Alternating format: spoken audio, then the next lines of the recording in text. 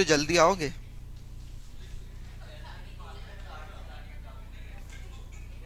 चलो, सबसे पहले अपन रिवाइज करते हैं। सबसे पहले इंपॉर्टेंट चीज रिवाइज कर रहे हैं, एक्सेप्शन जो तीन है। इसके बाद स्लम सेल रिवाइज करेंगे, किसी को भी डाउट होगा तो क्लियर हो जाएगा। ठीक है। नॉर्मल केस में कैपिटल गेन कब लगता है, जल्दी बताओ। जिस साल ट्रांसफर हुआ है ना। इसके तीन एक्सेप्शन पढ़े अपन ने। पहला exception, capital asset into stock and trade. ठीक है। अब ये कैपिटल एसेट समझो प्रीवियस ईयर 2-3, प्रीवियस ईयर 21-22, और ये बाकी आगे चल के जब सेल होता है ये प्रीवियस ईयर 24-25 में सेल हुआ। ठीक है।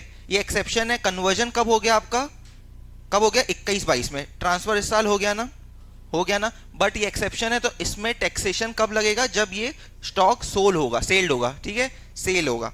कब हुआ, प्रीवियस ईयर 24-25। टैक्सेबिलिटी अब होगी।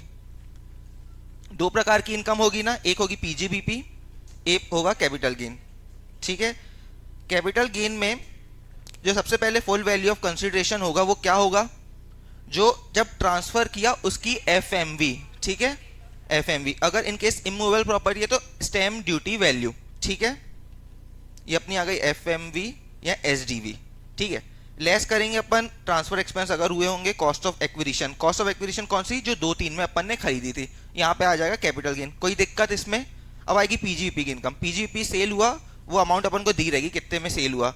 लेस जो अपन उसमें कॉस्ट करेंगे, मतलब इसकी परचेज प्राइस क्या होगी, तो परचेज प्राइस क्या होगी, जो एफएमवी अपन ने ट्रांसफर के टाइम ली थी। तो ये आ जाएगा आपका पीजीबीपी की इनकम। क्लियर है ये चीज। ठीक है। अपन ने दूसरी चीज एक और पढ़ी थी जो कि एक्सेप्शन नहीं थी, stock and trade converted into capital asset. ये नॉर्मल चीज है। Stock and trade for example previous year 21-22, previous year 24-25 को ये सेल हुआ। स्टॉक एंड ट्रेड सिंपल है, अगर जिस साल स्टॉक एंड ट्रेड आपने कन्वर्ट कर लिया कैपिटल एसेट में, मतलब जिस दिन आप घर में ले गए एसेट, तो उस साल आपकी पीजीपी की इनकम आ जाएगी। फुल वैल्यू ऑफ, मतलब अपनी सेल वैल्यू क्या रहेगी, जो उस दिन की एफएमवी होगी। समझ गए। लेस करेंगे कॉस्ट जितने में आपने खरीदा था। कोई दिक्कत। अब जब कैपिटल गेन का अपन निकालेंगे, प्रीवियस ईयर 24-25 में अब निकलेगा कैपिटल गेन। ज्यादा हल्ला नहीं पिटेंगे उसमें भी। ठीक है, आवाज आई मेरे को। ठीक है। फुल वैल्यू ऑफ कंसिडरेशन जितना भी दिया रहेगा क्वेश्चन में, लेस करेंगे कॉस्ट ऑफ एक्विजिशन, क्या होगी, जो एफएमवी अपन ने ट्रांसफर के टाइम पे पी थी। ठीक है, पे करी थी, पे नहीं करी थी, मतलब जो थी एफएमवी। तो किस साल हुआ, इस साल आपका पीजीपी की इनकम कहलाएगी, इस साल आपका कैपिटल गेन आएगा। ठीक है। ये एक्सेप्शन नहीं है, ये साथ में इसलिए लिख दिया क्योंकि वाइसा वर्सा केस था। क्लियर है ये दोनों कंडीशन, दोनों केस क्लियर हो गए। अब नेक्स्ट आता है अपना कंपनसेशन ऑन कंपलसरी एक्विजिशन। इस केस में क्या होता है, जो आपकी प्रॉपर्टी होती है गवर्नमेंट कंपलसरीली अक्वायर कर लेती है। ठीक है। उस केस में देखो, फॉर एग्जांपल प्रीवियस ईयर 21-22 में आपकी अक्वायर कर ली गवर्नमेंट ने, बट आपको जो कंपनसेशन मिला 24-25 में। ट्रांसफर तो आपका 21-22 में हो गया ना, जब उसने अक्वायर कर ली थी। बट टैक्सेबिलिटी कब होगी, जब आपको कंपनसेशन मिला। अब कंपनसेशन दो प्रकार के होते हैं, एक होता है इनिशियल, दूसरा होता है एनहांस। फॉर एग्जाम्पल इनिशियल में भी आपको 3 इंस्टॉलमेंट में मिला, 4-4-4 लाख करके मिला अलग अलग सालों में। तो बट क्या है, टैक्सेबिलिटी क्या बोलती है, जब आपको फर्स्ट मिल गया तो पूरे पे होगा, 12 लाख आपकी एफवीओसी कहलाएगी। ठीक है। इसमें जो भी लेस कॉस्ट ऑफ एक्विजिशन कर लोगे, कॉस्ट ऑफ इंप्रूवमेंट जो भी है। फिर जब इनहेंस मिलता है, इनहेंस कब होता है, जब आप सुप्रीम कोर्ट के पास या कोर्ट्स में जाते हो कि हमको जो मिला इनिशियल कम है, हमें और चाहिए, तो उस केस में जो आपको इनहेंस कंपोजिशन कब टैक्सेबल होता है, as and when receive. For example previous year 25-26 में मिला तो इस साल आपका टैक्सेबल हो जाएगा। इसमें सिर्फ आपकी कॉस्ट नहीं होगी माइनस, क्योंकि कॉस्ट एक बार कर चुके हो ना उसी प्रॉपर्टी की, तो कॉस्ट ऑफ एक्विजिशन नहीं होगी, सिर्फ लिटिगेशन एक्सपेंस माइनस करने में लेंगे। ठीक है। इसके अलावा इसमें क्या था, इनिशियल, हाँ एक ये कैसे टैक्सेबल होता है अपन ने पढ़ा था ना। हाँ, नेक्स्ट चीज थी इंटरेस्ट। इंटरेस्ट ऑन कंपनसेशन, आपको जो भी ब्याज मिला, जो लेट कंपनसेशन मिला उसका ब्याज मिलता है, तो उसकी टैक्सेबिलिटी कैसी होती है, इनकम फ्रॉम अदर सोर्स में होगी 50% स्टैंडर्ड डिडक्शन देने के बाद। क्लियर। इसमें एक चीज और पड़ी थी, इंटरिम ऑर्डर के थ्रू अगर आपको कंपनसेशन मिलता है तो वो टेम्पररी होता है, तो फाइनल ऑर्डर पे ही टैक्सेबल होगा। ठीक है। इसमें और कुछ बचा क्या,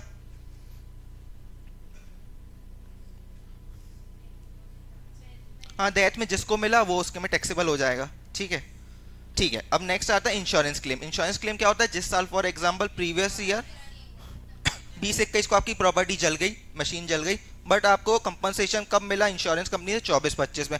जब मिलेगा तब होगा। फुल वैल्यू क्या होगी, जो आपको मनी मिला या काइंड में जो चीज मिल गई, अगर मशीन मिल गई तो उसकी फेयर मार्केट वैल्यू। ठीक है। और अगर नहीं मिला तो नो कैपिटल गेन। क्लियर। ठीक है। अब एक चीज अपन ने पढ़ी थी स्लम सेल। स्लम सेल क्या होता है? एक बिजनेस ही बेच दिया या उसका एक सेगमेंट बेच दिया। फॉर एग्जांपल अगर वॉच और घड़ी का मतलब वॉच और ज्वेलरी का काम है तो एक आपने बेच दिया, दूसरा रखा हुआ है, ठीक है। इस केस में क्या करना है अपन, कैपिटल गेन कैसे निकालेंगे? Full value of consideration less transfer expense, फिर आएगा net consideration less cost of acquisition, ठीक है। जो फेयर वैल्यू ऑफ कंसिडरेशन है ना, फुल वैल्यू ऑफ कंसिडरेशन, वो क्या चीज होती है? Fair market value of undertaking given या fair market value of consideration receive. ये जनरली आपको क्वेश्चन में दिया रहेगा, इसमें विच एवर इज हायर किया जाता है, बट आपको क्वेश्चन में दिया रहेगा कि कितने में आपने वो पूरा बिजनेस बेचा, तो वो यहाँ पे आ जाएगा। फॉर एग्जाम्पल 20 लैक्स, ठीक है। जो भी ट्रांसफर एक्सपेंस होंगे अपन लेस कर देंगे 50,000 फॉर एग्जाम्पल, ठीक है। फिर अपना आगे नेट कंसिडरेशन। फिर नेक्स्ट इंपॉर्टेंट चीज होती है कॉस्ट ऑफ एक्विजिशन क्या होना। कॉस्ट ऑफ एक्विजिशन क्या होती है? Net worth of a business. Net worth कैसे निकाली जाती है? Assets minus liability. बट इसमें क्या ध्यान रखना है? जो रिवैल्यूएशन है इग्नोर करना है। डेप्रिशिएबल एसेट केस में डब्ल्यू लेनी है। और हाँ, in case of self generated goodwill अपन को नहीं लेनी है सेल्फ जनरेटेड में, क्योंकि आप पता नहीं सकते कितने की प्राइसिंग आपने पे की होगी, ठीक है। 50C नहीं, कहाँ है 50?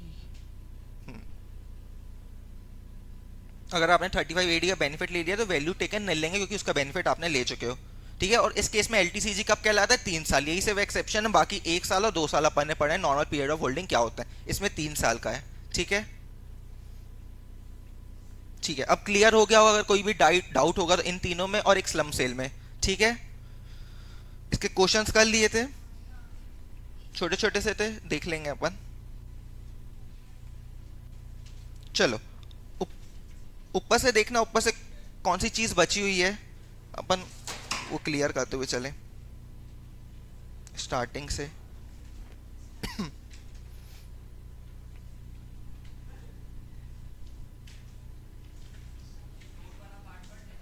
कौन सा? लैंड एंड बिल्डिंग वाला क्या? क्या है 50 डबल? क्या लिखा है उसमें?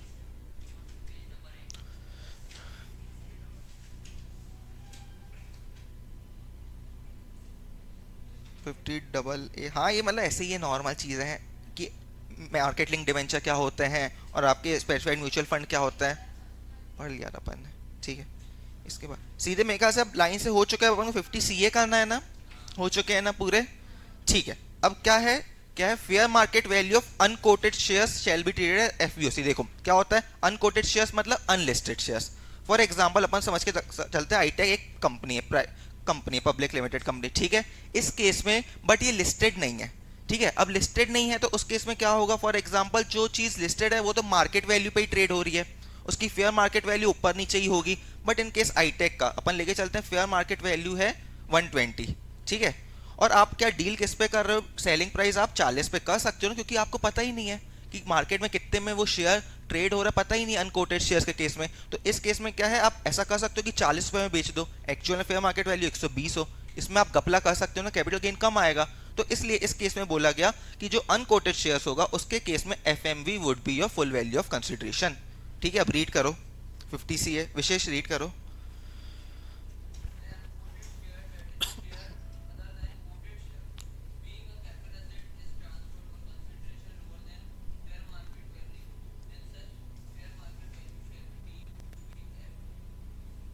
ठीक है, क्लियर।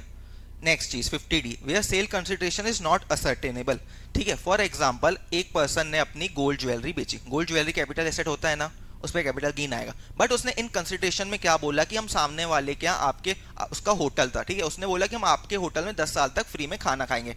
तो इस केस में जो उसको कंसिडरेशन मिल रहा है, कंसिडरेशन मिलना क्या है? उसका होटल में खाना खाना। तो असर्टेनेबल नहीं है ना कि आप कितना ले सकते हो, कितने पैसे का लोगे।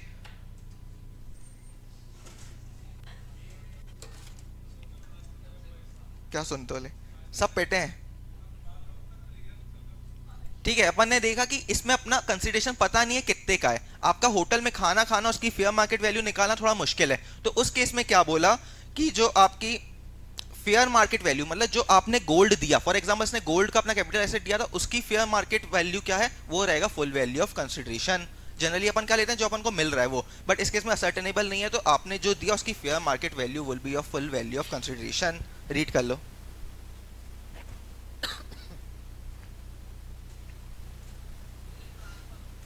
हाँ हाँ, on the date of transfer.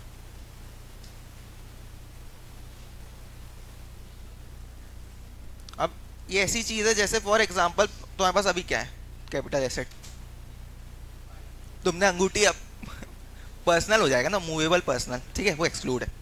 तुमने अपनी अंगूठी दी विशेष को, ठीक है, और और तुम और उस विशेष ने बोला हम पैसे नहीं देंगे, तुम हमारे घर में आके खाना खाना 10 साल तक, ठीक है। हाँ ना, खाना खाना पड़ेगा तुम्हें, ठीक।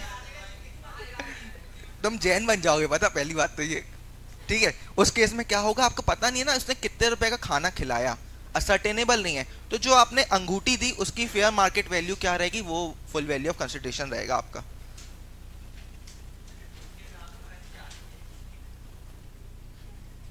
बस बस, अब कमेंट्स नहीं वाले है ना। उस दिन क्या हुआ था, साक्षी मैम ने कुछ बोला था फिर, रहन दो, हार गए रहे, ठीक है। चलो नेक्स्ट आता है एडवांस मनी फोरफिटेड। इस केस में क्या होता है,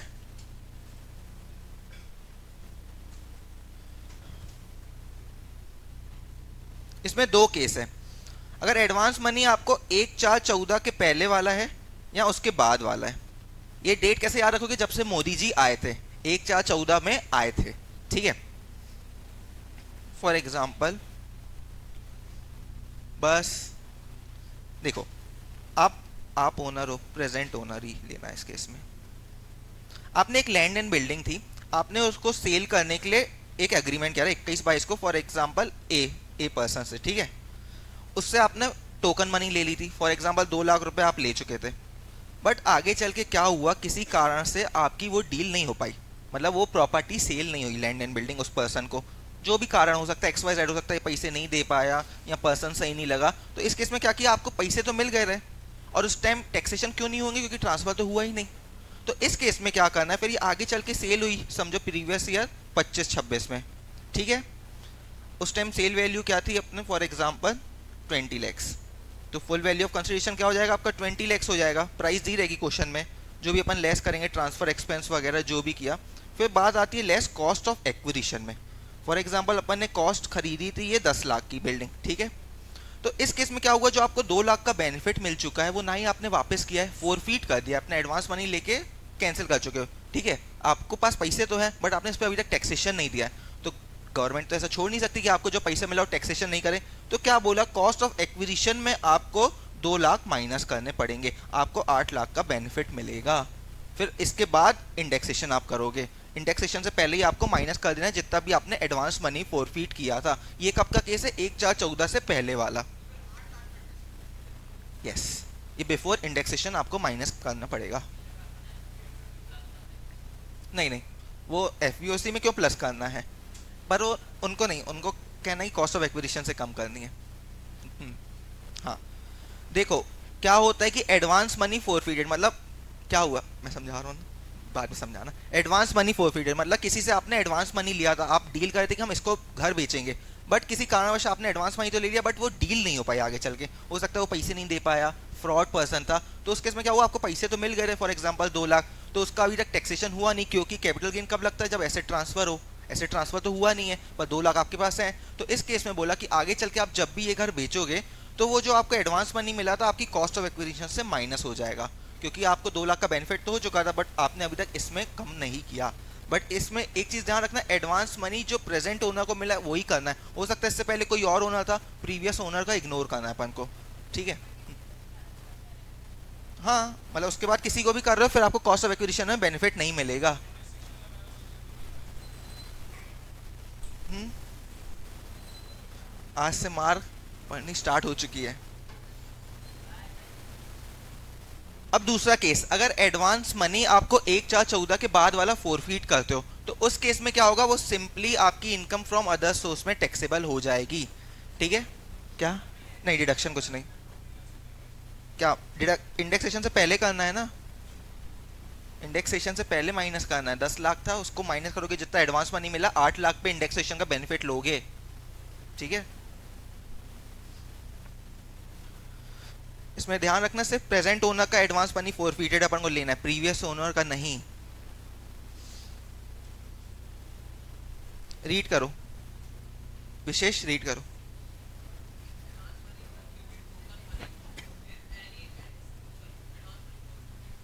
हम्म।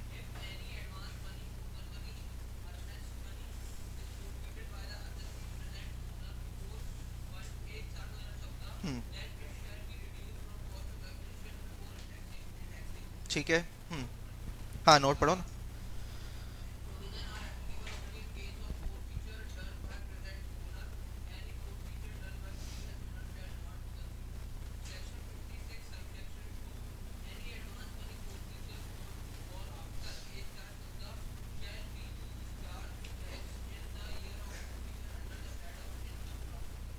क्लियर है? दो होता है, एक 4 14 के पहले या एक 4 14 या उसके बाद।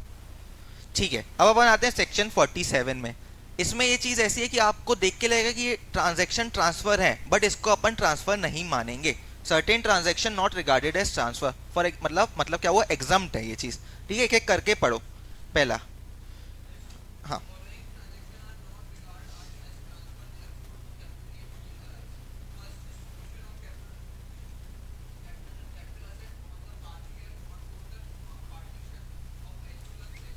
ठीक है, एच यू एफ क्या होती है? एच यू एफ कभी कभी जब एच यू एफ लास्ट में ना पार्टीशन हो जाता है या बंदी हो जाती है, तो उस केस में क्या होता है, जो एसेट्स होते हैं मेंबर्स को ट्रांसफर हो जाते हैं। ये आपको देखने में लग रहा है ट्रांसफर है, बट है नहीं, क्योंकि इसमें आप प्राइस ना चार्ज करते हो। एसेट्स जो घर वालों को ही देते हो, जनरली एच यू एफ में मेंबर्स ऑफ फैमिली रहते हैं, उनको जो आप एसेट ट्रांसफर करते हो पार्टीशन या बंद होने में, पैसे ना चार्ज करते हो। एच यू एफ ना पैसा चार्ज करती है। तो ये दिख रहा है ट्रांसफर, बट एक्चुअल में है नहीं। इस केस में अपन नोशनल में ना डेप्रिसिएट, मतलब वो लगा लेंगे कैपिटल गेन। नोशनल के बेसिस पे कैपिटल गेन नहीं लगेगा।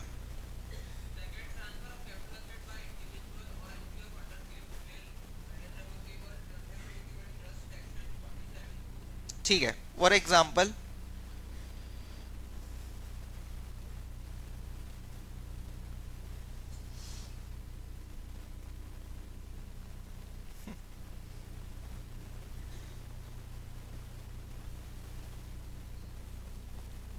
ये है दादाजी। ठीक है। क्या? हाँ, इनके ये है बेटे। ठीक है। अब क्या होता है इन केस ऑफ जब ये चले जाते हैं, तो वो गिफ्ट या विल नहीं होती है, डीड, वसीयत। तो जो भी इनके नाम की प्रॉपर्टी होती है वो उनके बच्चों पे ट्रांसफर हो जाती है। तो इस केस में खुद ही सोचो, ये है तो ट्रांसफर, एक्चुअली नाम चेंज हो रहा है, बट क्या इसने पैसे चार्ज किए होंगे? वो तो चले गए, पैसे कहाँ चार्ज किए होंगे? तो इस केस में आपको दिख रहा है ट्रांसफर, बट एक्चुअल में हुआ नहीं है। तो इसको अपन एग्जम्प्ट मानते हैं, इस ट्रांसफर को नहीं माने जाएंगे। जब ये आगे चल के बेचेगा, उस पर कैपिटल गेन लगेगा, उस पर टैक्सेबल होगा। फॉर एग्जाम्पल देखो, ये आगे चल के बेचता है। ये अपन लेके चलते हैं, प्रीवियस ईयर 2-3 में दादाजी ने प्रॉपर्टी खरीदी थी। फॉर एग्जाम्पल कॉस्ट उसने खरीदी थी 25 लाख की। ये जब चलेगा, ये ईयर हुआ 12-13, जब ये ऊपर चले गुजर गए, तो इस केस में ट्रांसफर तो हो गया है इस साल, है ना, बट कैपिटल गेन नहीं लगेगा। एक्चुअल में इसने जब बेची प्रीवियस ईयर 25-26 में बेचता है। For full value of consideration क्या है आपकी? 50 लाख दी हुई है। तो इस केस में जो इनके बीच में ट्रांजेक्शन हुआ, वसीयत के थ्रू या गिफ्ट में दे दी होती है, इसने अपने बेटे को गिफ्ट में दे दी या इर्रेवोकेबल ट्रस्ट में दे दी कि हम आपसे वापस नहीं लेंगे। ठीक है, इन केसेस में क्या होता है कि जो आपने यहाँ पे ट्रांसफर किया वो ट्रांसफर नहीं माना जाएगा। एक्चुअल ट्रांसफर जब प्रीवियस या 25-26 में एक्चुअल में बेचिए तब होगा। तो for example full value of consideration 50 lakh रहेगा, लेस ट्रांसफर एक्सपेंस होंगे जो भी होंगे। फिर जब बारी आएगी अपनी कॉस्ट ऑफ एक्विजिशन लेने में, खुद ही सोचो, इसने तो कुछ कॉस्ट पे नहीं की, तो कॉस्ट ऑफ एक्विजिशन अपन क्या लेंगे?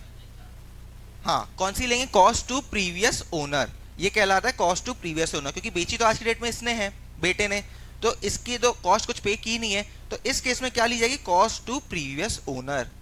एच यू एफ केस में भी यही होगा। एच यू एफ ने जो अपने मेंबर्स को दे दी प्रॉपर्टी, मेंबर्स आगे चल के बेचते हैं, तो उस केस में कॉस्ट ऑफ एक्विजिशन क्या होगी? Cost of acquisition to previous owner. For example क्या होगा? एच यू एफ होगा उस केस में। इस केस में कौन है? दादाजी। ठीक है। और फॉर इंडेक्सेशन के बेनिफिट के लिए भी अपन क्या लेंगे? सी आई आई। प्री कॉस्ट मतलब प्रीवियस ओनर की पीरियड ऑफ होल्डिंग कंसीडर की जाएगी, 2-3 ली जाएगी। हाँ, 25 लाख पे प्रीवियस ओनर भी कॉस्ट की पुराने वाली ली जाएगी, और जो इंडेक्सेशन का बेनिफिट भी पुराने से मिलेगा। ठीक है।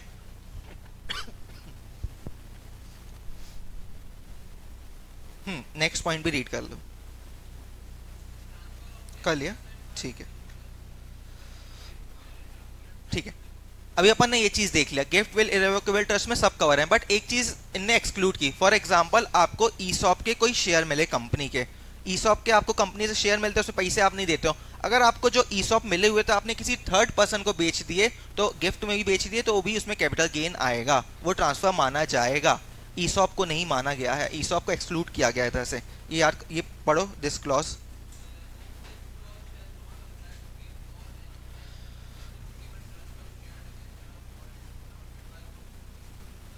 ईसॉप्स, ठीक है, ईसॉप्स में जो आपको मिले, अगर आप वो किसी को गिफ्ट करते हो तो वो एग्जम्प्ट नहीं माना जाएगा, उस पर कैपिटल गेन लगेगा। उस केस में फेयर मार्केट वैल्यू अपन देखेंगे। नेक्स्ट वाला पढ़ लो। इसको एक्सक्लूड किया गया ना लॉ ने, बोला कि ईसॉप्स को एक्सक्लूड किया गया। हाँ हाँ, ईसॉप्स बस बोला है क्योंकि ईसॉप आपको रिलेटेड मिलते हैं, आप किसी को दे रहे हो कोई कारण से ही दे रहे हो, ये कोई थोड़ी ना बिल्डिंग प्रॉपर्टी थोड़ी ना ऐसे कि आप दे रहे हो, वो तो गिफ्ट में देते हो, ये कोई कारणवश ही देते हो, ठीक है। एस पर सिक्स प्रोविजो रीड करो।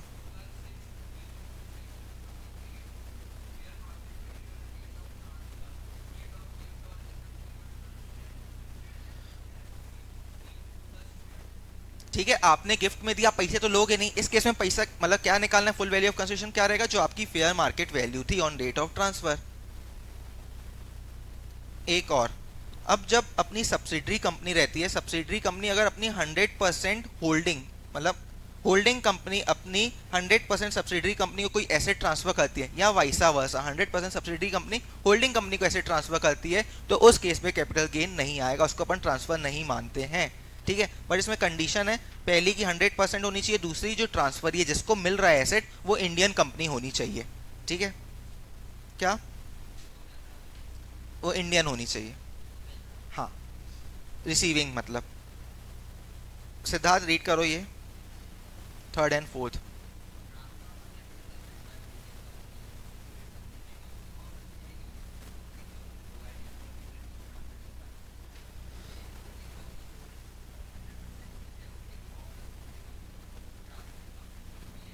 ठीक है, अब ये ऊपर चारों के केस के लिए ये इनने दिया है, कॉस्ट ऑफ एक्विजिशन क्या ली जाएगी, cost to previous owner. Cost of improvement जो भी किए प्रीवियस ओनर ने भी जो किया होगा और प्रेजेंट ओनर ने जो भी किया होगा, दोनों अपन कंसीडर करेंगे, ठीक है। नेक्स्ट पीरियड ऑफ होल्डिंग किसकी, प्रीवियस ओनर की ली जाएगी। ये इन्हें चारों का एक साथ बता दिया है। ये देखो cost of in which COA का फॉर्मूला देख लो, ठीक है। डिवाइड बाय किससे करें, जब प्रीवियस ओनर ने पहली बार हेल्ड की थी, अपने एग्जाम्पल में 2-3 दादाजी ने जब खरीदी थी, ठीक है।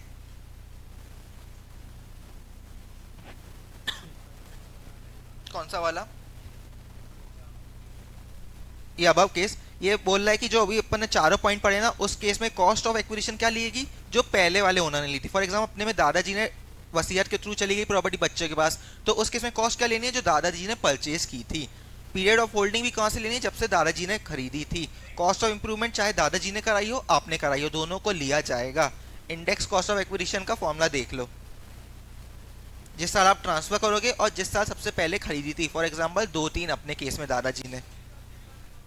हाँ, होल्डिंग सब्सिडी में क्या होता है, अगर होल्डिंग कंपनी अपनी 100% सब्सिडी को कोई भी कैपिटल एसेट ट्रांसफर करती है, या वाइसा वर्सा 100% सब्सिडी कंपनी होल्डिंग कंपनी को एसेट ट्रांसफर करती है, उस केस में अपन ट्रांसफर नहीं मानेंगे, उसको एग्जम्प्ट माना गया है, क्योंकि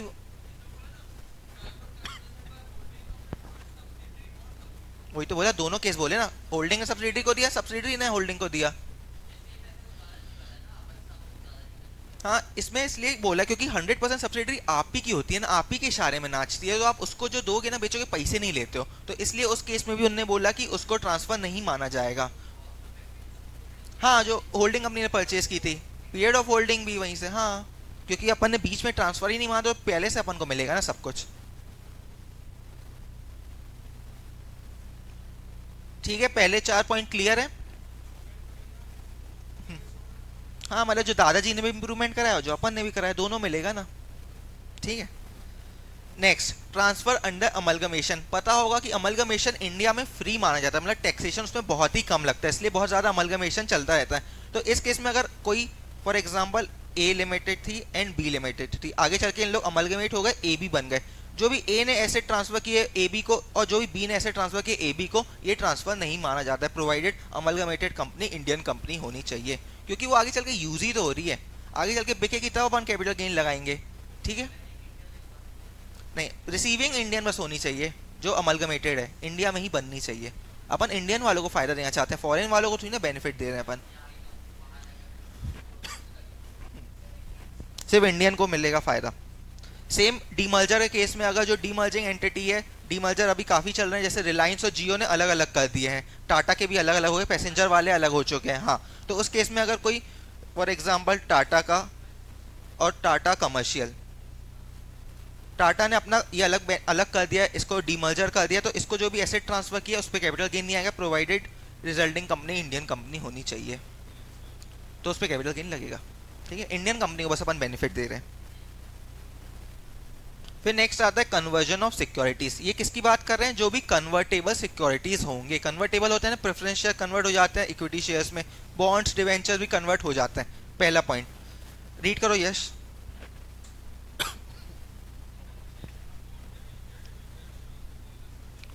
कन्वर्जेशन,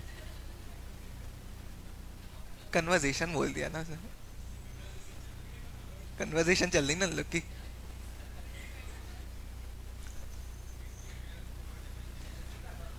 अरे बस, क्या बोला है? बॉन्ड्स, क्या हो गया? आराम से मार देना ना बाद में, मना कर रहा है। बॉन्ड डिबेंचर, डिबेंचर स्टॉक या डिपॉजिट सर्टिफिकेट अगर कन्वर्ट होते हैं इनटू द शेयर और डिबेंचर ऑफ सेम कंपनी, कोई और कंपनी का दोगे तो हम इसको एग्जाम नहीं मानेंगे। ठीक है, सेम कंपनी के ही होने चाहिए। तो इस केस में क्या लेंगे? कॉस्ट ऑफ एक्विजिशन जो भी आपकी उस हिस्से की थी। फॉर एग्जाम्पल आपके पास 100 डिबेंचर्स थे एट द रेट 50 रुपीज़। ठीक है, कितने हो गए? 5,000 रुपए की वैल्यू हो गई। आपको ये बोला गया जो आपकी 50% value, 50% value of this would be converted into shares of same company. तो इस केस में ये तो ट्रांसफर हो चुका है, बट इस पे कैपिटल गेन अपन ने नहीं बोला नहीं होगा, पर ये आगे चल के जब बेचेगा ना, तो उस केस में कॉस्ट ऑफ एक्विजिशन क्या ली जाएगी? 100 इंटू 25, क्योंकि 50% ऑफ वैल्यू कन्वर्ट हुआ है ना, तो ये कॉस्ट ऑफ एक्विजिशन आपकी मानी जाएगी। हाँ, उतना ही। ठीक है, और पीरियड ऑफ होल्डिंग भी तब से देखी जाएगी। रीड कर लो यश। नोट्स और टेस्ट बहुत इंपॉर्टेंट रोल प्ले करते हैं सीएस एग्जाम्स को क्लियर करने में। तो अगर आप हमारी क्लासेस यूट्यूब में देख रहे हैं तो आप नोट्स और टेस्ट के लिए डाउनलोड कर सकते हैं सीएस दुनिया ऐप।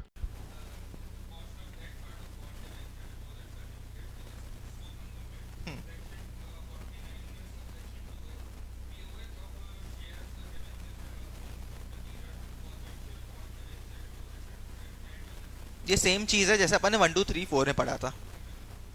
एग्जाम्पल ये देखो, 100 रुपए के 50 रुपए की वैल्यू की थे, बट आपके में लिखा था कि 50% वैल्यू के आपके कन्वर्ट हो जाएंगे इक्विटी शेयर्स में।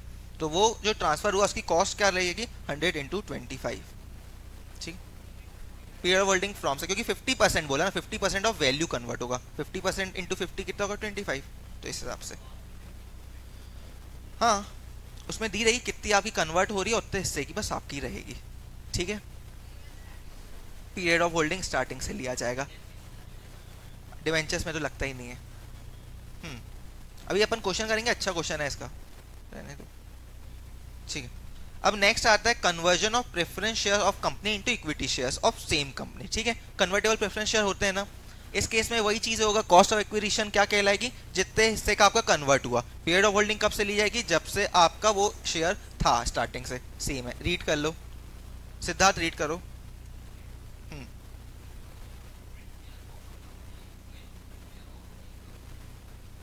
हम्म,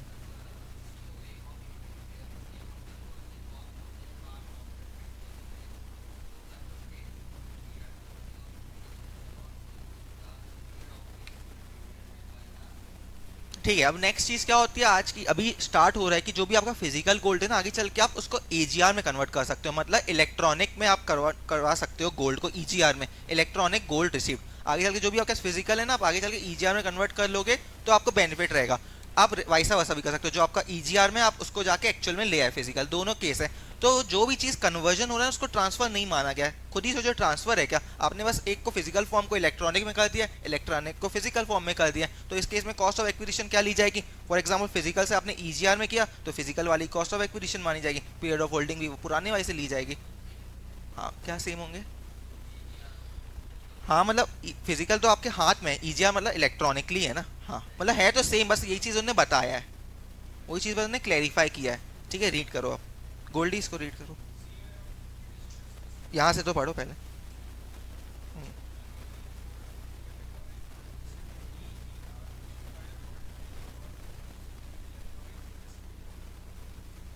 हम्म, हम्म,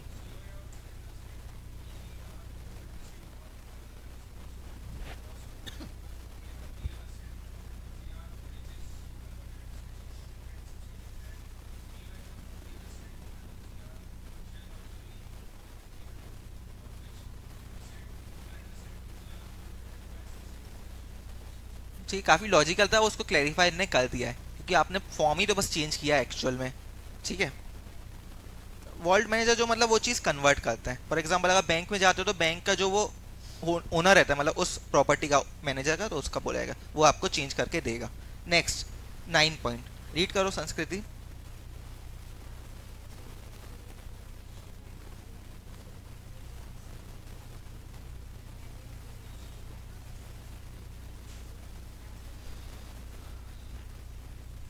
देखो पहले क्या होता था, गवर्नमेंट थी सॉवरेन गोल्ड बॉन्ड इशू करती थी। आज की डेट में मना कर दिया क्योंकि इतना ज्यादा गेन हो गया लोगों को, तो उन्होंने बोल दिया कि अब से आगे से हम लोग इशू ही नहीं करेंगे। पहले इशू होते रहे तो उस केस में जो इंडिविजुअल खरीदता है ना उस बॉन्ड को, बट इसमें एक चीज है, प्रोवाइडेड कि आप रिडम्पशन तक रुकोगे। अगर आपने बीच ही में उसको बेच दिया ना तो कैपिटल गेन आ जाएगा। अगर आपने आखिरी तक रखा रहा और सिर्फ इंडिविजुअल केस में ये एग्जाम्प्ट माना जाएगा। ठीक है। हाँ, सॉवरेन गोल्ड बॉन्ड्स क्या होता है, ये इशू करती है गवर्नमेंट। बॉन्ड्स आपको पता है ना, इशू करती है गवर्नमेंट, तो आप उसको परचेज करते हो। इंडिविजुअल ने परचेज किया, अगर उसने रिडम्पशन तक रखता है अपने पास, तो उसका जो मैच्योरिटी में आपको अमाउंट मिलेगा वो कैपिटल गेन नहीं माना जाएगा, ट्रांसफर ही नहीं है, वो एग्जम्प्ट है। प्रोवाइडेड रिडम्पशन तक आपने रखा हो, इससे पहले बेच दिया कैपिटल गेन आ जाएगा। हाँ, बीच में बेच दिया तो आ जाएगा। ठीक है। नेक्स्ट पॉइंट विधि रीड करो 10th।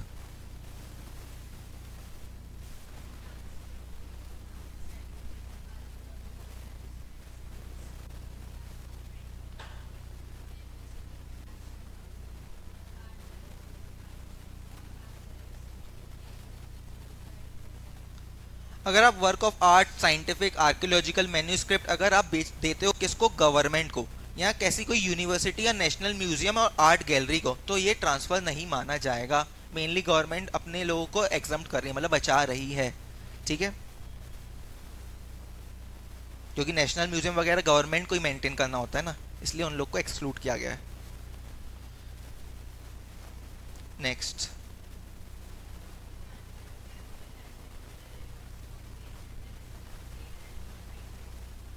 ठीक है, अब देखो रिवर्स मॉर्टगेज क्या होता है, आइडिया है क्या किसी को है? वाह, कितना सही चीज बोला। हाँ, वही वही सही है। चलो,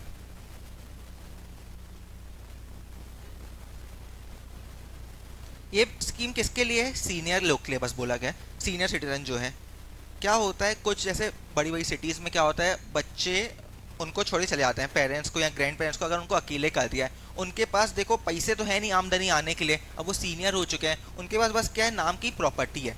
तो इस केस में क्या होता है, वो प्रॉपर्टी ना बैंक के पास ले जाते हैं सीनियर सिटीजन, कि बोलते हैं आप ये प्रॉपर्टी मॉर्गेज कर लो और इसके बदले ना आपको आप हमको हर महीने कुछ अमाउंट देते रहो, जिससे क्या होगा, हमारा डेली खर्च तो निकल पाएगा ना।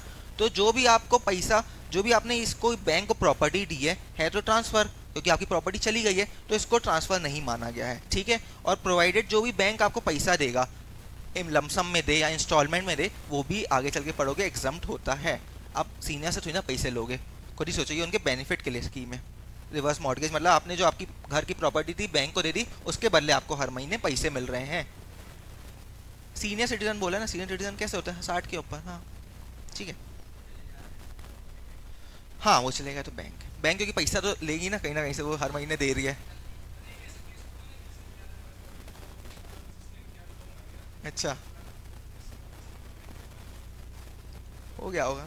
जैसे वो हो गया ना, एक दिन थाला रह जाएगा और सीएस के रिटायर हो जाएगी, सब यही बोल रहे हैं, वो रिटायर ही नहीं हो रहा है। एक दिन थाला रह जाएगा सीएस के, यार चलिए, ऐसा 2 साल हुआ, अभी बैन हो गई रही। दो- माइका शर्मा। अच्छा, उसकी लड़की, मेरे को लगा उसकी बंदी की बात कर रहे हैं। चलो ये नोट भी पढ़ लो, वो तो पहले थी। हाँ, नहीं लोग बोलते हैं कि अजीब सी, नहीं लोग बोलते हैं आगे आने वाले वर्ल्ड कप में चेंज होती रहेगी, मतलब उसने ऐसा कर लिया है, अपना बना लिया है, अब बोलोगे अगले दूसरे वर्ल्ड कप में अलग ही दिखेगी बोलते हैं। चलो, नोट रीड करो, ये कौन पढ़ रहा था, नोट रीड करो।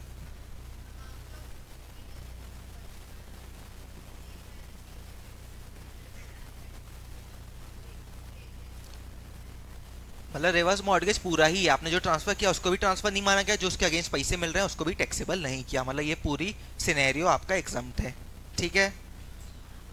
हम्म, अब वो मुश्किल है, वो बैंक ही रिकवर करेगा, बैंक रखेगा, क्योंकि बच्चे अच्छे होते तो काहे नहीं रुकते, सीधा बागबान है का, बागबान वाले बच्चे हैं क्या? सलमान खान बस अच्छा था उसमें, बाकी सब तो ऐसे ही रहे निठल्ले। ठीक है।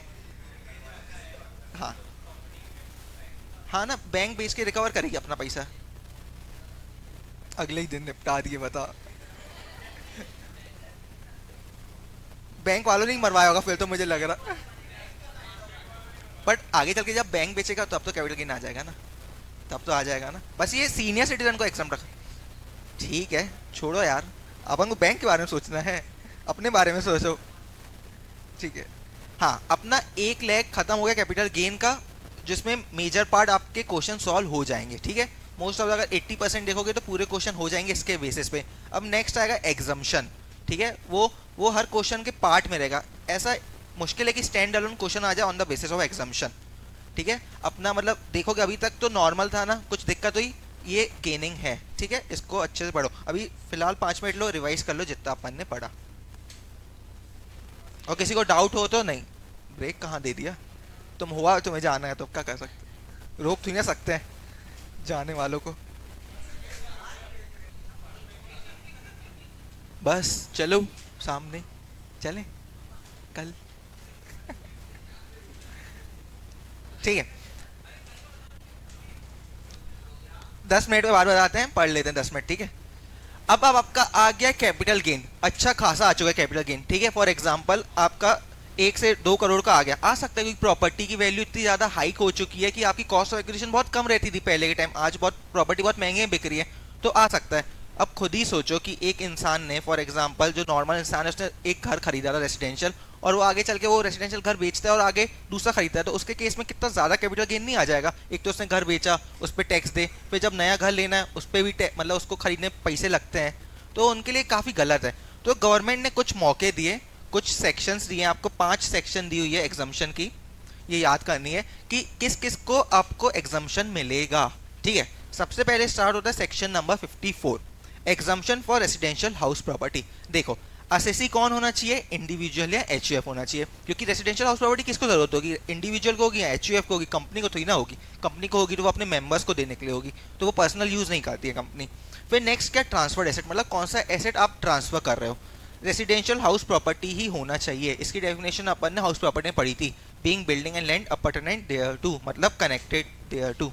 ठीक है, कैपिटल गेन कौन सा होना चाहिए, एलटीसीजी होना चाहिए। एसटीसीजी अगर आपका कैपिटल गेन आ रहा है, अगर आपने 2 साल के अंदर ही प्रॉपर्टी बेच दी है, तो उस केस में ये एग्जम्पशन नहीं मिलेगा, क्योंकि गवर्नमेंट चाहती है जो आपकी लॉन्ग टर्म एसेट है उसी को आप बेचो। शॉर्ट टर्म अगर बेच रहे हो तो वो समझेगी आपकी स्टॉक एंड ट्रेड है, वो चीज़ आप बिजनेस के लिए कर रहे हो, तो बिजनेस वालों को नहीं दी जा रही एग्जम्पशन। ठीक है, अभी तक क्या पढ़ी, एसएससी कौन होना चाहिए, इंडिविजुअल या एचयूएफ। ट्रांसफर एसेट कौन सा होना चाहिए, रेसिडेंशियल हाउस प्रॉपर्टी। तीसरा कौन सा गेन होना चाहिए, लॉन्ग टर्म कैपिटल गेन ही होना चाहिए।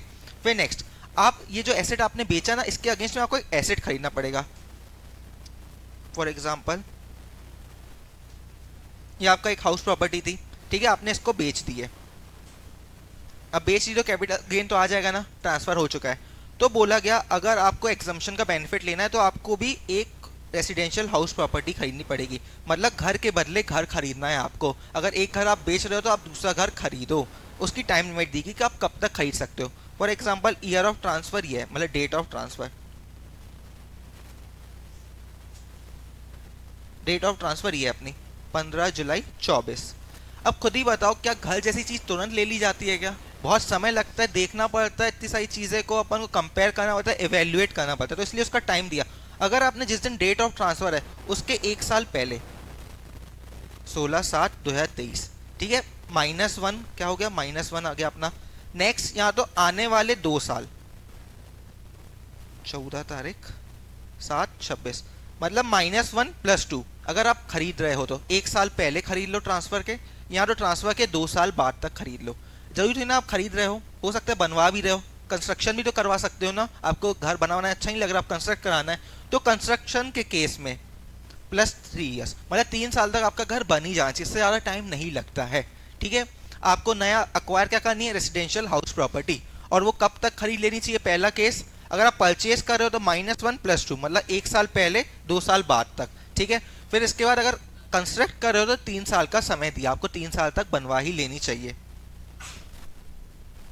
ये देखो टाइम लिमिट पढ़ो, परचेज हो जानी चाहिए विद इन 1 ईयर बिफोर और 2 years after date of transfer, -1 + 2।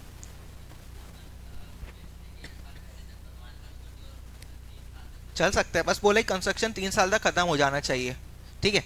फिर कंस्ट्रक्शन के केस में क्या है, 3 साल तक हो जाना चाहिए आपका, मतलब फ्रॉम डेट ऑफ ट्रांसफर देखना है, 15 जुलाई को ट्रांसफर किया तो 1 साल पहले या फिर 15 साल के 2 साल बाद तक, from the date of transfer. हाँ मतलब दोनों ऑप्शन है, आप अगर पहले खरीद लिया तो वो भी कंसीडर कर सकते हैं, खरीद लिया अगर आपने 1 साल पहले ही अक्वायर कर लिया था। चलो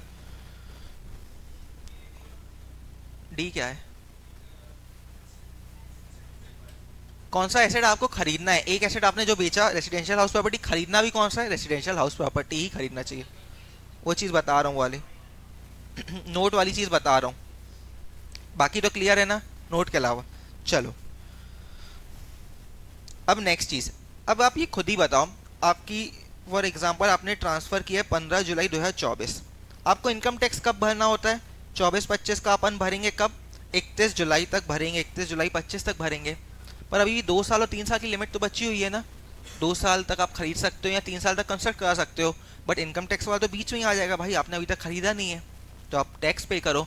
तो इस कंडीशन को, इस सिनेरियो में इसको अलग करने के लिए एक उन्होंने ऑप्शन निकाला, CGAS, capital gain account scheme. मतलब ये एक अकाउंट होता है, बैंक में खुलवाते हैं। इसमें क्या होता है, जो भी आप खर्चा करने वाले हो, मतलब फॉर एग्जांपल आपको कैपिटल गेन हुआ रहा 50 लाख का, हम आपका कैसे माने कि आप आगे इसको परचेज करोगे या कंस्ट्रक्शन में पैसा लगाओगे, तो इसलिए बोला कि आपको ना एक बैंक अकाउंट में, ये स्पेशल अकाउंट होता है, इस स्पेशल अकाउंट में आपको पैसे ट्रांसफर कराने पड़ेंगे up to due date of return, तभी हम मानेंगे कि आप उसके लिए पर्पस के लिए ही यूज़ करोगे आगे चल के। अपन को क्योंकि प्रूफ चाहिए ना इनकम टैक्स वालों को कि आपने पैसे लगाए हैं कि नहीं लगाए, क्या पता हो सकता है आपको प्रॉपर्टी अभी तक नहीं मिली, आप 1 साल बाद ढूंढोगे, 1 साल के बाद मिल जाएगी, तो तब तक आपको कैपिटल गेन अकाउंट स्कीम में ट्रांसफ़र करना पड़ेगा पैसा।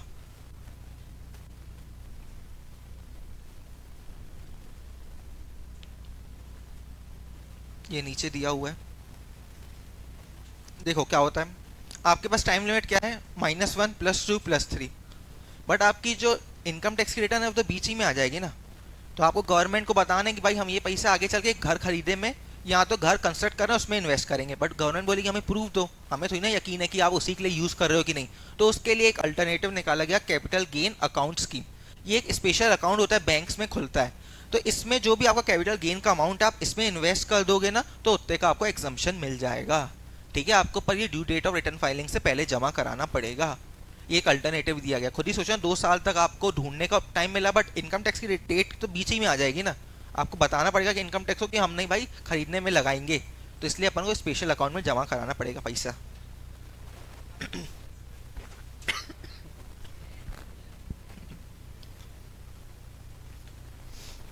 अब नोट वाली चीज समझो, अब देखो आपने कोई अच्छी खासी बड़ी प्रॉपर्टी बेच दी, तो उसमें कैपिटल गेन कब तक कितना आ गया, आपको अप टू 2 करोड़ आ चुका है, ठीक है। इस केस में आपको एक अल्टरनेटिव दिया गया, मतलब फॉर एग्जांपल एक बेनिफिट दिया गया। इनकम टैक्स अभी क्या बोलती है, एक हाउस प्रॉपर्टी बेच रहे हो तो एक ही आप ले सकते हो, 1 फॉर 1, ठीक है। इस केस में अगर आपका capital gain up to 2 crore है तो आपको एक ऑप्शन दिया गया कि आप चाहे तो 2 घर ले सकते हो, सिर्फ ये इसी में बेनिफिट दिया गया। और कब दिया, ये आप सिर्फ लाइफ टाइम में एक बार बस इसका इस्तेमाल कर सकते हो, once in a lifetime वाली चीज़ है। मतलब अगर आपका capital gain up to 2 crore है तब आप एक के बदले 2 घर ले सकते हो, ठीक है। 2 से ज़्यादा है तो आप एक ही ले सकते हो, एक 1 फॉर 1 है, बस एग्जम्पशन मतलब बेनिफिट किसको दिया गया, अगर capital gain up to 2 crore होता है तो आप 2 घर ले सकते हो और बस एक ही बार लोगे ज़िंदगी भर में, ये वाला बेनिफिट। हाँ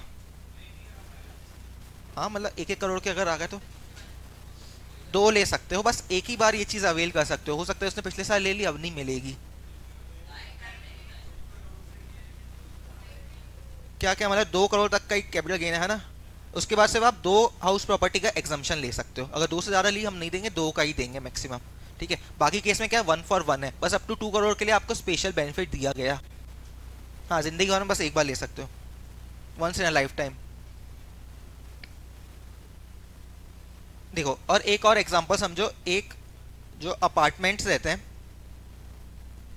अपार्टमेंट में आपको मतलब फ्लोर के बेसिस पे दिया जाता है, रूम्स रहते हैं ना। फॉर एग्जांपल अपन देखते हैं एक ही फ्लोर में दो घर हैं, 401 और 402। अब क्या किया इसने, एक इंडिविजुअल ने एग्जम्पशन लेना था अपन को, एग्जम्पशन के लिए जो आपस में एडजेसेंट फ्लैट्स जो होते हैं, एडजेसेंट मतलब जुड़े हुए में इसने क्या किया, ये दीवार अलग करवा दी, उसने एक साथ पूरा बड़ा करा दिया, हॉल बनवा दिया। तो इस केस को अपन एक ही घर मानेंगे, ठीक है, प्रोवाइडेड एडजेसेंट फ्लैट्स होने चाहिए, क्योंकि एक ही घर है ना, ये एक ही घर कंसीडर किया जाएगा, ये सब में मिल सकता है ये चीज़, ठीक है। करवाओ ना, हम मना तो नहीं ना किया है, बस एक ही में होना चाहिए, एडजेसेंट होने चाहिए, लगातार होने चाहिए।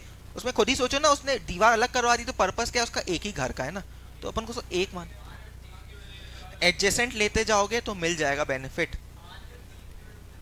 3 ले लिया, अरे जितने ले, तुम्हारे पैसे हैं इतने तो ले लो ना, मना थोड़ी ना कर रहे, पैसे है तो ले लो। एडजेसेंट फ्लैट के केस में ये चीज़ का बेनिफिट है, ठीक है। यार नोट समझ गए, नोट अब पढ़ लो यार, LTCG।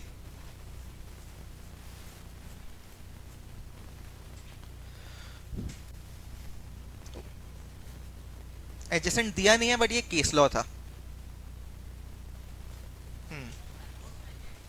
लिखवा देंगे नोट्स में भी नहीं, मॉड्यूल में अपन देखते हैं दिखेगा, बट ये केस लॉस हुए, आगे चल के ये क्या हुआ था, कोर्ट तक गया था, कोर्ट ने फिर माना कि एडजेसेंट फ्लैट्स हैं, अगर लगातार हैं तो हम इसको एक ही घर मानेंगे, क्योंकि उसने दीवार अलग कर दी है, प्रोवाइडेड दीवार अलग होनी चाहिए, ठीक है, एक ही बना दिया उसने। अब अपन देखेंगे अमाउंट ऑफ एग्जम्पशन कितना है, ठीक है, लिख लो लिख लो, बाद में लिखवाएंगे, वो वाली सी एडजेसेंट वाली लिखवा देंगे ना, खुद ही अभी लिख दो।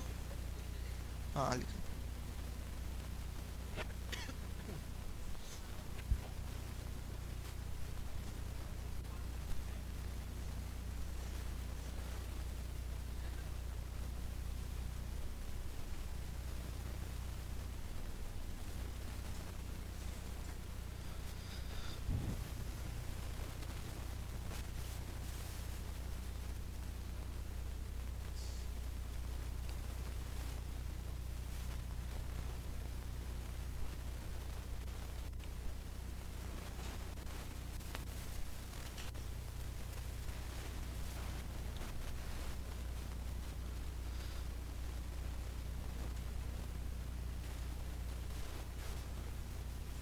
चलो बना लिया, लिख लिया, लिख लो लिख लो।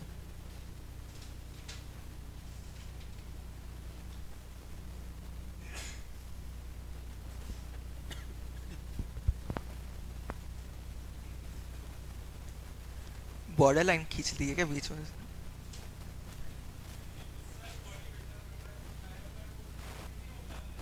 ये क्या होता है।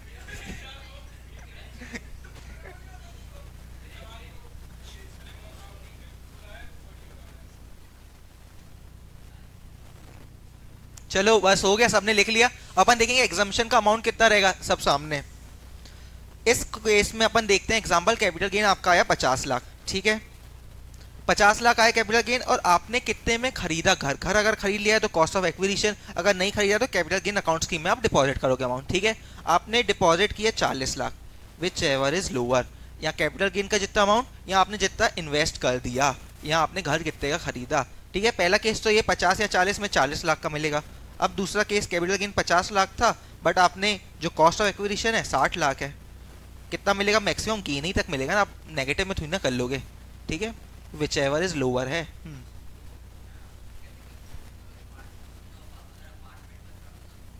अपार्टमेंट बनवा रहे तुम, अपार्टमेंट कैसे बन जाएगा, अरे तो बिल्डिंग बनेगी ना, लैंड और बिल्डिंग, तुम अपार्टमेंट बना के तो रियल एस्टेट में आ गए फिर तो।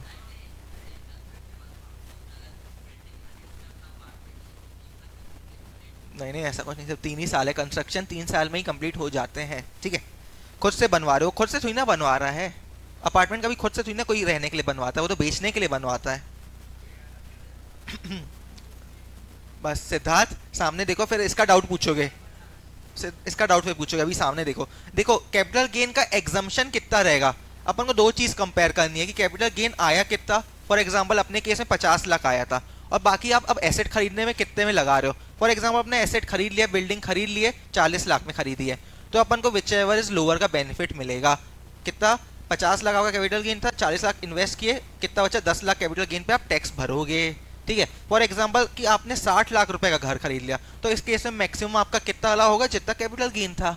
तो इस केस में आपका कोई कैपिटल गेन नहीं आएगा, नील नील हो जाएगा, टैक्सेशन भरने की जरूरत ही नहीं। क्या? कौन सा ट्रांसफर?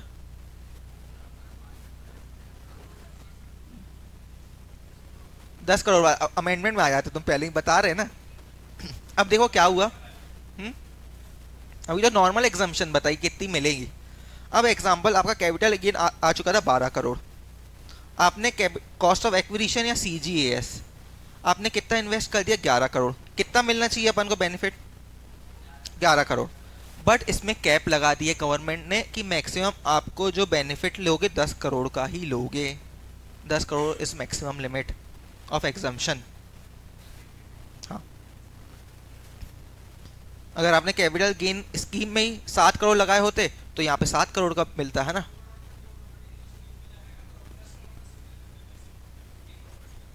10 करोड़ मैक्सिमम ले सकते हो। और अगर इन केस अगर अप टू एलटीसी 2 करोड़ है, 2 करोड़ जब तक है तो वो तो बात ही नहीं आई ना, इसमें तो एक ही लगेगा ना, एक ही केस लगेगा।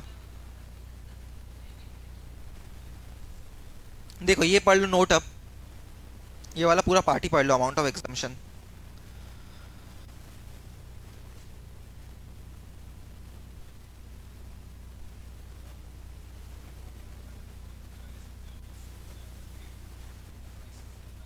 मैक्सिमम 10 करोड़।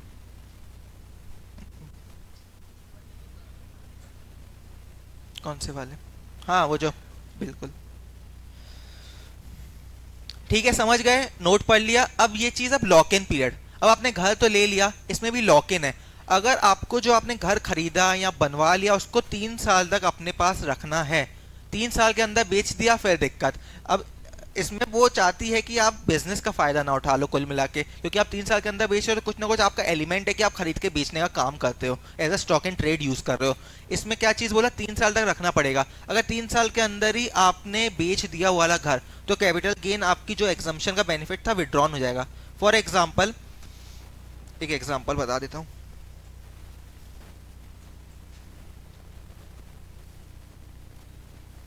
मिनिमम 3 साल का लॉक इन पीरियड है। हम्म।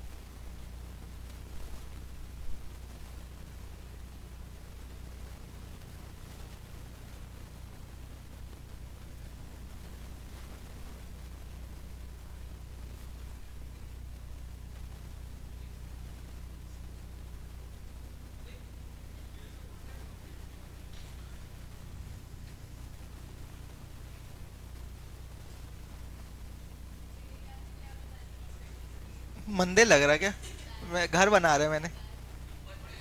ये कौन सा बैग है? गुची? अरे ये घर है यार, बाहर के घर है, तुम्हें नहीं पता, न्यूजीलैंड में ऐसे घर रहते हैं। मेरे को तो बस दिया लग रहा है, दिया इस, इसकी अलाव जलती हुई।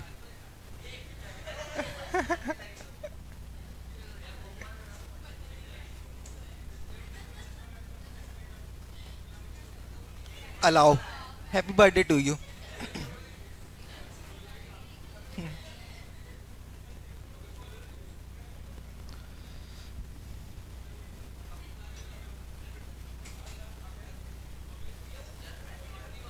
जल रहा है।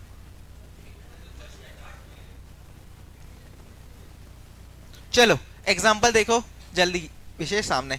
एक आपका घर था पुणे में, ठीक है, वो आपने बेच दिया, ठीक है, आपने बेच दिया और विद इन -1 +2 +3 में आपने नया घर ले लिया। तो उसके केस में क्या हुआ था, आपका टोटल घर उस टाइम आपने खरीदा 90 लाख का, ठीक है, आपको LTCG आया 40, मैक्सिमम कितना मिल सकता है एग्जाम्पशन 40, ठीक है, 40 का आपने उस टाइम एग्जाम्पशन ले लिया। अब ये क्या हुआ, जो आपने नया घर मुंबई में लिया था वो विद इन 3 ईयर्स बेच दिया, मतलब लॉक इन पीरियड तक नहीं रखा। तो इस केस में क्या होगा, फुल वैल्यू ऑफ कंसिडरेशन 117 में बेचना है वो। बट अब क्या होगा, जब कॉस्ट ऑफ एक्विजिशन लेंगे ना, 90 रुपए में अपन ने खरीदा था, 40 का बेनिफिट ले चुके हो, तो 90 - 40 हो जाएगा, आपको 50 रुपए ही बस माइनस करने मिलेगा। इसका मतलब कैपिटल आपकी जो आपने एग्जाम्पशन लिया था वो विड्रॉन हो गई, ठीक है। तो आपका टैक्स, हाँ, क्योंकि जैसे अभी अपन ने उसमें पढ़ा था, एडवांस टोकन मनी फोरफिटेड के केस में माइनस हो जाता है कॉस्ट ऑफ एक्विजिशन में, सिमिलर इसमें भी माइनस हो जाएगा। तो कुछ नहीं होगा, 3 साल तक आपको मिनिमम रखना है, उसके बाद विड्रॉन नहीं होगी एग्जाम्पशन, ठीक है। क्लेम नहीं किया मतलब कैसे, आपने एग्जाम्पशन ही नहीं ली, हमें तो कोई दिक्कत नहीं, एग्जाम्पशन नहीं ली तो आपको कॉस्ट ऑफ एक्विजिशन पूरा 90 मिलेगा ना। गवर्नमेंट को दिक्कत कब है, जो आपने बेनिफिट लिया उसका पूरा अवेलमेंट नहीं किया एज पर लॉ, ठीक है।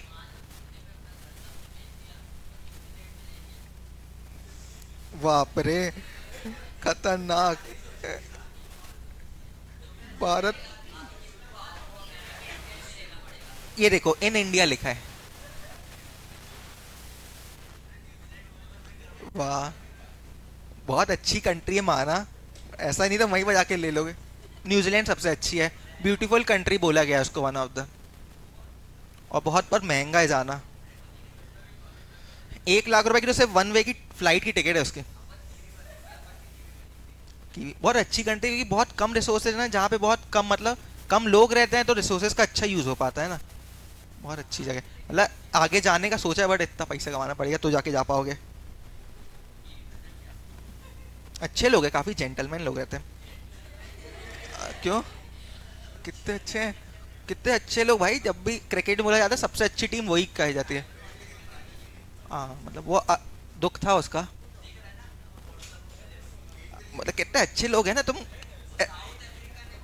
एज अ इंडियन तुम सोच रहे हो, बट वो पर्सन बहुत अच्छे हैं वो लोग, ठीक है। बहुत शांत रहते हैं, काफी शांत स्वभाव के लोग। 54 का अपन रिवीजन करते हैं। 54 एग्जम्पशन, एग्जम्पशन किसके लिए है, ये इंडिविजुअल या HUF, क्या ट्रांसफर करना चाहिए, आपका रेसिडेंशियल हाउस प्रॉपर्टी बिकनी चाहिए, और गेन कौन सा होना चाहिए। गोल्डी हंस लो पूरा, तुम्हें बता दो ये सेक्शन। अपन ने कौन किसको मिलेगा, इंडिविजुअल या HUF को। कौन सा ट्रांसफर एसेट होना चाहिए, रेसिडेंशियल हाउस प्रॉपर्टी। गेन कौन सा होना चाहिए, लॉन्ग टर्म, शॉर्ट टर्म में नहीं मिलेगा। अक्वायर क्या कर रहे हो, 1 residential house property in India, 1 for 1 है, बट अगर आपका LTCG अप टू 2 करोड़ है तो आप 2 ले सकते हो। एडजेसेंट फ्लैट को अपन 1 मानेंगे, अगर प्रोवाइडर उसने दीवार तोड़ के एक घर बना दिया है, ठीक है। Once in a lifetime कौन सा 2 करोड़ वाला था। अब नेक्स्ट आता है अपन को इसका एग्जाम्पशन का अमाउंट, नहीं अपन कितने साल में बनवाएंगे, कंस्ट्रक्शन का time, -1 +2 for purchase, construction case में +3, ठीक है। और इसका अमाउंट ऑफ एग्जाम्पशन क्या है, आपने जितना कैपिटल गेन आया था या आपने कितना खरीदा या कैपिटल गेन अकाउंट स्कीम में जमा कर दिया, which ever is lower, but maximum आपको 10 करोड़ का ही मिलेगा। लॉक इन पीरियड कितना है, 3 साल। अगर 3 साल के अंदर आपने नई प्रॉपर्टी बेच देते हो तो कॉस्ट ऑफ एक्विजिशन से उतना अमाउंट कम हो जाएगा। और कौन सी चीज इसमें रह गई, बस हो गई, कैपिटल गेन अकाउंट स्कीम में आप जमा कर लो अगर आप घर नहीं खरीद रहे हो उसी टाइम तक, हाँ ना, हो गया ना, मैक्सिमम इतना ही है, लॉक इन पीरियड 3 साल। ऐसे ही BD EC और F है, ठीक है। इसको अपन आगे वाली क्लास में कवर करेंगे। एग्जाम्पशन इंपॉर्टेंट है, ये 5 एग्जाम्पशन है, इसको याद रखना, ठीक है। अब होमवर्क ले लो, क्योंकि होमवर्क भी तो बहुत सारे हैं इसमें।